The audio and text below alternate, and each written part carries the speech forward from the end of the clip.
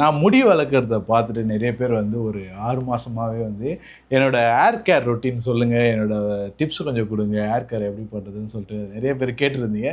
First நான் என்னோடய hair எப்படி இருக்குதுன்னு சொல்லிட்டு காமிச்சிடுறேன். இதுதான் வந்து என்னோடய ஹேர். இப்படி தான் இருக்குது. என்னோடய ஹேர் கரெக்டாக இருக்கான்னு பார்த்துக்கிறேன். இப்படி தான் இருக்குது. சைடில் வந்து ஸ்க்ரீன் இருக்குது, அதனால் வந்து நாங்கள் பார்த்துட்ருக்கேன். ஸோ கரெக்டாக நான் வந்து 1.5 வருஷமாக முடி வளர்த்துட்ருக்கேன். கடைசியாக எப்போ வெட்டினேன்னா 24 அக்டோபரில் எனக்கு கல்யாணம் ஆச்சு.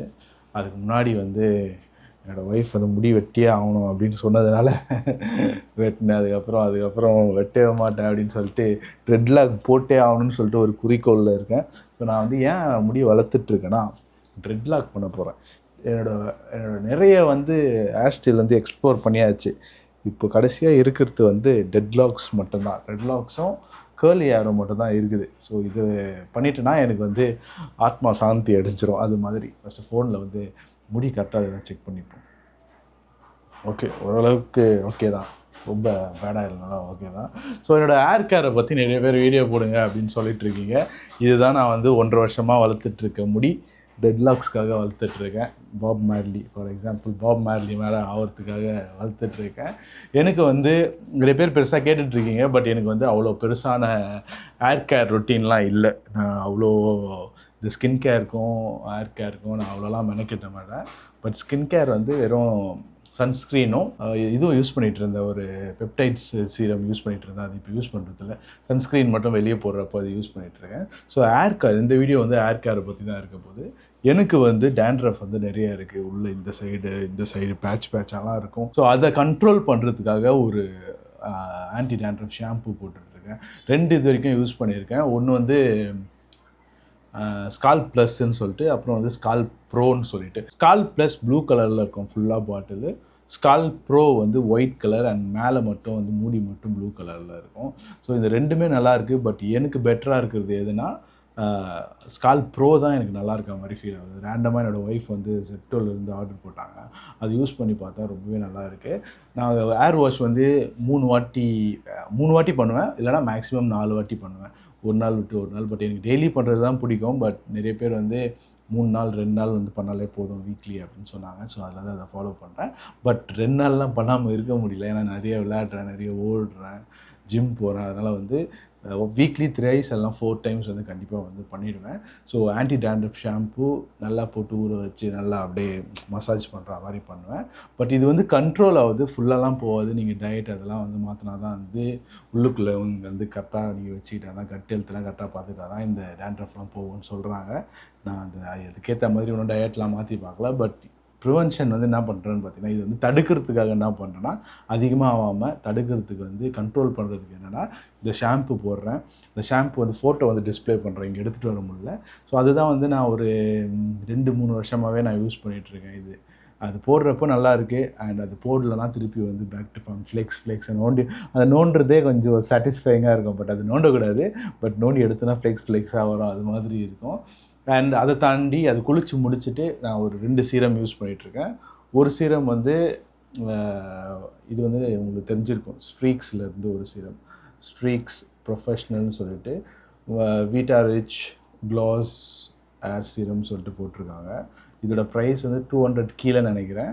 ஜெப்டோ இது மாதிரியான இடத்துல எல்லா இடத்துலையும் வந்து கிடைக்கும். இது வந்து வாட்ரியாக இருக்குது. பட் இதில் வந்து ஓகேஷான ப்ராடக்ட் தான், பயங்கரமான சீரம்னு நான் சொல்ல மாட்டேன். நான் வந்து நிறைய முடி இருக்கிறதுனால நான் வேறு ஒரு யூஸ் பண்ணுறேன், அதை காமிக்கிறேன். நிறைய முடி இருக்கிறதுனால அது வந்து யூஸ் பண்ண முடியாது. பட் அது ஈஸியாகவும் வந்து சோர்ஸ் பண்ண முடியாது. அடுத்த காமிக்க போகிறத சொல்கிறேன். ஸோ அதனால் இந்த இதை வந்து நான் டெய்லிக்கும் வந்து போடுறப்போ நான் இது வந்து யூஸ் பண்ணுவேன். ஜிம்முக்கு போடுறப்போ இல்லை வந்து ட்ரையாக இருக்கும் போதெல்லாம் வந்து இது யூஸ் பண்ணுவேன். ஒரு ஓகேஷான வந்து ப்ராடக்ட், பயங்கரமான ப்ராடக்ட் கிடையாது, ஓகேஷான ப்ராடக்ட். ப்ரைஸ் வந்து 200 கீழே வருதுன்னு நினைக்கிறேன். இது எத்தனை எம்எல் வந்து இதில் போடல, 115 ml இது. இதோட ப்ரைஸ் வந்து 300-400 போட்டிருக்காங்க. பட் இது கம்மியாக தான் வாங்கினேன், 200 கம்மி தான் வாங்கினேன்னு நினைக்கிறேன் இதில் ஜெப்டோவோ பிளிங்கிட்லேயோ. ஸோ இது ஒன்று யூஸ் பண்ணிகிட்ருக்கேன், ஸ்ட்ரிக்ஸ் ப்ரொஃபஷ்னல் ப்ளூ கலர். கலர் நல்லா இருக்குது, இந்த டோக்வைஸ் ப்ளூ மாதிரி. அண்ட் இதுதான் என்னோடய ஓஜியான சீரம். ஸோ இது எங்கன்னா, இதை வந்து நான் ஒரு 1 வருஷமாக யூஸ் பண்ணிகிட்ருக்கேன். This is from Malaysia. இதோட பேர் வந்து மிஸ்ஸி EN-Seen, மிஸ்ஸி அண்ட் சீன் சொல்லிட்டு perfect serum super rich 80 ml அப்படின்னு சொல்லிட்டு போட்டிருக்காங்க. இது வந்து ஒரு கொரியனோட சீரம். இதோட ஸ்மெல் வந்து செம்மையாக இருக்கும். ஆனால் இதோட டெக்ஸ்சர் வந்து எனக்கு ரொம்ப அப்படியே ரிச்சாக சூப்பராக வந்து அதோட முடியில் இருக்கும் போது அதோட லுக் வந்து செம்மையாக இருக்கும். இது வந்து நான் எப்பயாச்சும் தான் யூஸ் பண்ணுவேன். ஏன்னா இதுக்கு நான் வந்து எப்போ வாங்கினேன்னா 2-3 months ஆகுது வாங்கி. ரொம்ப மினிமலாக யூஸ் பண்ணுவேன். ஏன்னா அடிக்கடி வந்து எடுத்து நம்மளால் சோர்ஸ் பண்ண முடியாது. அடிக்கடி நம்மள இதை வாங்க முடியாது. நான் மலேசியா போகிறப்ப தான் 2 வாங்கிட்டு வருவேன்.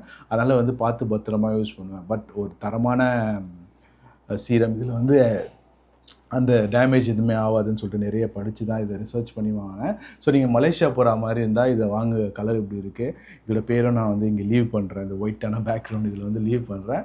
அப்போது நீங்கள் மலேசியா போனீங்கன்னா வாட்சன் அது மாதிரியான இடத்துலலாம் இது வந்து விற்பாங்க.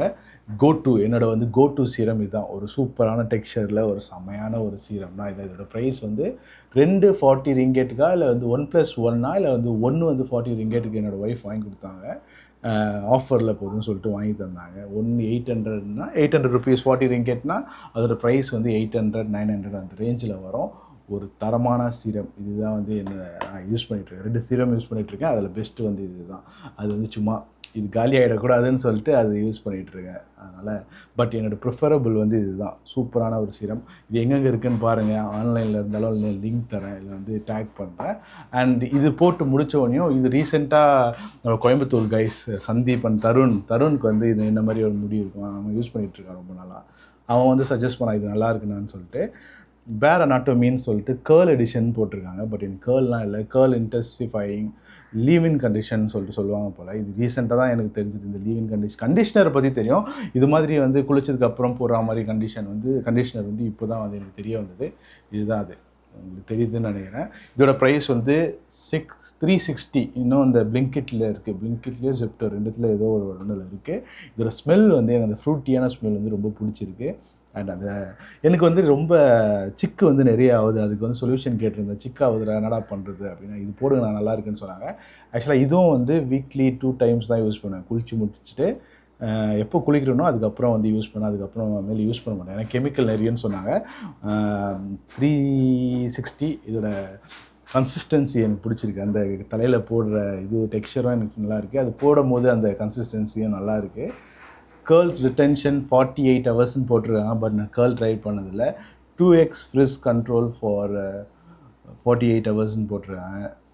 94% இம்ப்ரூவ்டு ஹைட்ரேஷன் போட்டிருக்காங்க. இதில் with efficacy of coconut oil இது போட்டிருக்காங்க. ஆயில் இல்லை கேஸ்ட்ரோ ஆயில் அதெல்லாம் போட்டிருக்காங்க. அண்ட் இது எனக்கு இதோட ஸ்மெல் எனக்கு பிடிச்சிருக்கு. அண்ட் அது சிக்காகாமல் பார்த்துக்கிறதுக்காக இது வந்து யூஸ் பண்ணிகிட்ருக்கேன். இதை தாண்டி பெருசாக நான் வந்து வேறு எதுவுமே யூஸ் பண்ணலை. இந்த ப்ராடக்ட் 4 ப்ராடக்ட் இப்போ காமிச்சிருக்கேன். இது 1 காமிக்கல, மிச்சம் 3 காமிச்சிருக்கேன். இந்த ப்ராடக்ட் தான் யூஸ் பண்ணிகிட்ருக்கேன். பேசிக்காக பார்த்தீங்கன்னா shampoo, anti dandruff shampoo, serum and இது என்னது ஐயோ வாயில் நுழைய மாட்டேங்குது, இந்த லீவ்-இன் கண்டிஷனர். ஸோ டிப்ஸாக வந்து உங்களுக்கு நான் நிறைய வாட்டி லாங் ஹேர்லாம் வளர்த்துருக்கேன். டிப்ஸாக வந்து நான் என்ன சொல்லுவேன்னா, நீங்கள் லாங் ஹேர் வளர்க்குறப்போ கலர் எதுவும் பண்ணாதீங்க, ப்ளீச் எதுவும் பண்ணாதீங்க. ப்ளீச் பண்ணிங்கன்னா சுத்தமாக நாசமாயிடும். பிரேக்கேஜ் வந்து அதிகமாக. நான் அது மாதிரி தான் பயங்கரமாக ஆசைப்பட்டு முடி வளர்த்தேன். 1 மாதத்துலேயே போயிட்டு பஞ்சவர்ண கிளி மாதிரி கலர் அடிச்சுன்னு வந்துட்டேன். ஸோ அது என்ன ஆச்சுன்னு பார்த்தீங்கன்னா, கையை விட்டாலே அப்படியே பிரேக்கேஜ் பயங்கரமாக ஆகும். அண்ட் அதனால் வந்து கலர் வந்து பண்ணாதீங்க. நீங்கள் முடி வளர்க்க போகிறீங்கன்னா கலர் பண்ணாதீங்க. அண்டு நெத்தி வந்து ஏறுறது வந்து ஏர் லைன் ரிசைட் ஆகிறது வந்து க்ளீனாக அது நோட்டீஸ் பண்ண முடியுது என்னால். ஃபஸ்ட்டு நான் இப்படி சீவிட்டு இருந்தேன். அப்போ வந்து இங்கே போன மாதிரி இருக்குது உள்ள. பட் ஃபோட்டோ கம்பேரிசன் பண்ண சொல்ல அது அவ்வளோவா இல்லாத மாதிரி இருக்குது. பட் ஏர் நெத்தி ஆகிருக்கு. அண்ட் அதிலேருந்து சென்டர் பார்ட்டிங் எடுக்க ஆரம்பிச்சிட்டேன். ஸோ இந்த கலர் அடிக்காதீங்க அந்த டிப்ஸு. அப்புறம் இன்னொரு டிப்ஸ் யோசிச்சு வச்சுருந்தேன், ஆனால் மறந்துட்டேன். இப்போ ஏதாச்சும் ஞாபகம் வருதான்னு பார்ப்போம். இன்னொரு டிப் வந்து ஞாபகம் வந்துச்சு. நீங்கள் முடி வளர்க்குறப்போ உங்களுக்கு வந்து சிக்கு வந்து நிறைய ஆகும். சிக்கு வந்து அது எப்படி, நான் வந்து என்னோடய ஃபீமேல் ஃப்ரெண்டை வந்து கேட்க சொல்ல அவங்க என்ன சொன்னாங்கன்னா, நீங்கள் சிக்காகுதுன்னா நீங்கள் குளிக்கும் போது கண்டிஷ்னர் போட்டு அந்த குளிக்கும் போது அதை வந்து எடுத்துருங்க, மற்றபடி வந்து எடுக்காதீங்கன்னு சொன்னாங்க. நான் ஏன்னா இது வந்து முக்கியமாக சொல்கிறேன்னா, நான் இப்போ இதெல்லாம் போட்டு மேட்ச் பண்ணியிருக்கேன் வீடியோ எடுக்கிறது. அது இல்லைன்னா இப்படி வந்து போடுறப்போ இங்கே எதனால் வந்து அது மாதிரி ஆகுதுன்னா, சிக்காகிறப்போ சீப்பு போட்டு நான் பயங்கரமாக ஸ்டார்டிங்கில் என்ன பண்ணிட்டேன், அந்த முள்ளாக ஒரு சீப்பு இருக்கும்ல, ஒரு மாதிரி இப்படி என்னது ரோலு அதை போட்டு அப்படி இப்படி எடுக்க ஆரம்பிச்சிட்டேன் ஃபஸ்ட்டு தெரியாமல். எதுவுமே ஆகாது அப்படின்னு சொல்லிட்டு சிக்கு பயங்கரமாக எடுத்துட்டேன். அப்புறம் அந்த பெரிய பல்லு இருக்குல்ல அது போட்டும் பயங்கரமாக எடுத்துட்டேன்.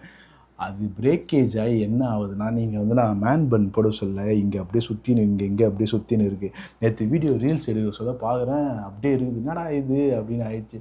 ஸோ இந்த முக்கியமான டிப்பு சீப்பு, இந்த கேர்ள் அந்த அந்த அது கரெக்டான பேரானு தெரியல. ரோலிங் சீப் இருக்குல்ல அது போடவே போடாதீங்க தலையில்.